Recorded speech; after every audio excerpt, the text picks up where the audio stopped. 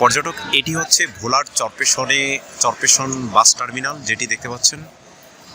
এটি 20 কোটি টাকা দিয়ে স্থানীয় এমপি আবদুল্লাহ ইসলাম জ্যাকব ভাই চরপেশন ভোলা মহাসড়কের পাশে এই বাস টার্মিনালটি নির্মাণ করেছেন।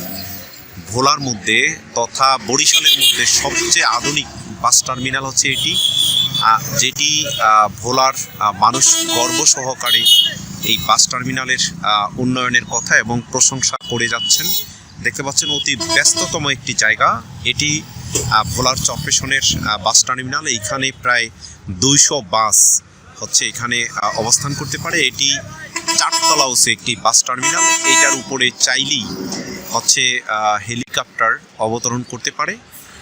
এই বাস টার্মিনালটি নির্মাণ করার জন্য স্থানীয় এমপি আবদুল্লাহ ইসলাম জ্যাকব, তাকে অসংখ্য ধন্যবাদ।